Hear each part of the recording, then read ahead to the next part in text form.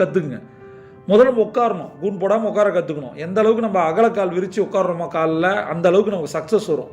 அகலக்கால் விரித்து உட்காந்து எதையும் யோசிக்கும் போது ஆட்டோமேட்டிக்காக நம்மளோட பிரெயின் வந்து அந்த பின்னாடி இருக்கிற அந்த முதுகுத்தண்டு நேராக நிற்கிது. முதுகுத்தண்டு நேராக கூன் போடாமல் இருந்தாலே நிறைய சிந்தனை ஓட்டம் சரியாக வரும்.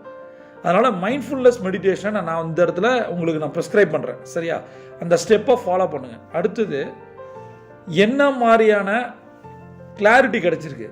ஃபஸ்ட்டு கண்ணை மூடி உட்காந்தோம், உற்று நோக்க ஆரம்பித்தோம், என்னென்ன பயம் எண்ணங்கள் வருதுன்னு எழுதணும். இப்போ நான் மைண்ட்ஃபுல்னஸ் மெடிடேஷன் பண்ண ஆரம்பிச்சிட்டோம். சரியா? இந்த 6 ஸ்டெப்பையும் தொடர்ந்து, இந்த மைண்ட்ஃபுல்னஸ் மெடிடேஷனில் இருக்க 6 ஸ்டெப்பையும் தொடர்ந்து நீங்கள் ஒரு 21 நாள் பண்ணிங்கன்னா நீங்கள் உங்களோட எண்ணங்களுக்கு ராஜாவாக மாற முடியும். சரியா? நீங்கள் நினைக்கிறதா உங்கள் எண்ணமாக வரும். எண்ணங்கள் உங்களை வந்து ஆட்டி வைக்காது. நீங்கள் நினச்சது வரும். உங்களோட தாட் ப்ராசஸ் வந்து ஸ்ட்ரீம்லைன் பண்ணப்படும்.